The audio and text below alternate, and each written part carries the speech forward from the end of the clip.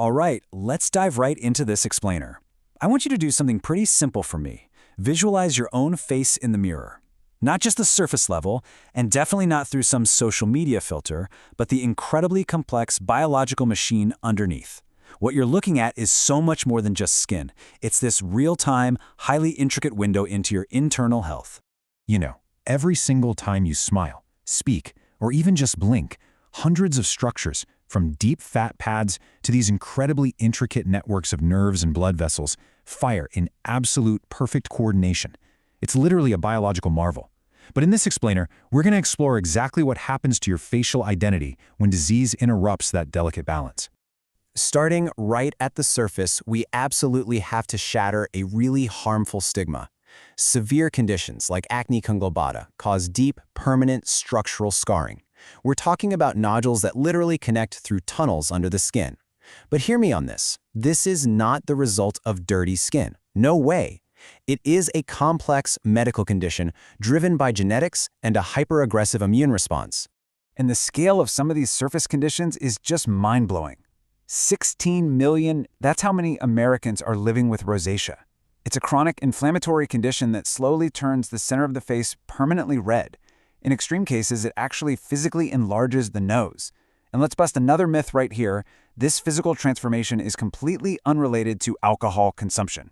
Pigment disorders are kind of like looking at totally opposite ends of the biological spectrum. On one side, you have vitiligo, where your body's own immune system mistakenly wipes out color-producing cells, leaving patches of skin completely without pigment. But then, on the flip side, we have melasma, often nicknamed the mask of pregnancy. Triggered by hormones or the sun, it makes the skin produce way too much melanin. So, that's the surface. But what happens when disease doesn't start in the skin at all? Let's move a bit deeper. Imagine waking up and finding one side of your face is just paralyzed. Within a matter of hours, your smile is crooked, you can't even close one eye. This is Bell's palsy. It's a terrifying experience that a lot of people instantly mistake for a stroke, but actually it's a sudden, temporary inflammation of the facial nerve, often just triggered by a viral infection. Luckily, your nervous system has a pretty amazing capacity to heal from it. Now, thyroid eye disease is a fascinating, if slightly unsettling, mechanical shift. Step 1, your immune system attacks the thyroid. Step 2, the tissues behind your eyes inflame and swell. And step 3, because your eye sockets are made of rigid bone with zero room to expand, that swelling has literally nowhere to go but out. It physically pushes the eyes forward in a process called proptosis. What if these changes are driven by your body's invisible messengers? Let's take a look at hormones. Think about long-term exposure to excess cortisol, our main stress hormone. It fundamentally reshapes where the body stores fat. We're talking a rounding of the face, often called a moon face, plus fullness in the neck and upper back. It really goes to show that this kind of transformation is a deeply complex hormonal issue, and definitely not just weight gain from overeating. Things get even more dramatic with a condition called acromegaly. Since adult bones can't grow longer, right? They grow thicker. Driven by a pituitary tumor pumping out excess growth hormone, the jaw gradually enlarges, the forehead gets prominent, and the nose and lips widen. It happens so incredibly slowly that sometimes people only notice it by comparing old photographs. So what happens when your own defense system gets confused and starts attacking your connective tissues?